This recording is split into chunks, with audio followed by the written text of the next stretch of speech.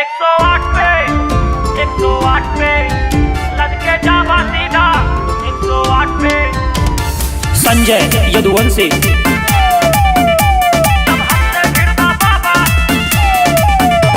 तो सीधा ऊपर जावा कोर्ट कचहरी बात में 108 पे लदके जावा। खेला यार पार होए फिर चाहे जौन सरकार होए, निकले AK-47 चांदी के तलवार होए। 108 पे जावा खेला यार पार होए फिर चाहे जौन सरकार होए, निकले AK-47 और चांदी के तलवार होए। चांदी के तलवार होए। जब हमसे भिड़बा बाबा तो सीधा ऊपर जाबा, कोर्ट कचहरी बाद में 108 पे लद के जाबा।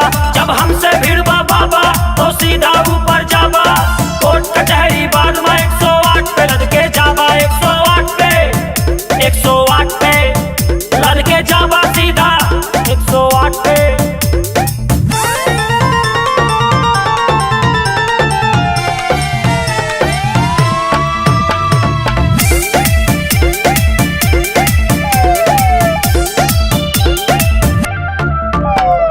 गाड़ी के तू दाम बतावा, टोल पे हमर नाम बतावा, जे केहू पूछे कारोबार काला कारोबार बतावा। काला कारोबार बतावा। गाड़ी के तू दाम बतावा, टोल पे हमर नाम बतावा, जे केहू पूछे कारोबार काला कारोबार बतावा। गलती से तो माफ करब गर जान जान टकरावा, गलती से तो माफ करब गर जान जान टकरावा।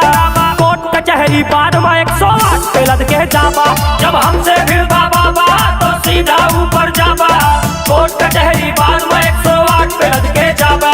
जब हमसे भिड़बा बाबा तो सीधा ऊपर जाबा, कोर्ट कचहरी बाद में 108 पे लद के जाबा। 108 पे 108 पे लद के जाबा सीधा 108 पे।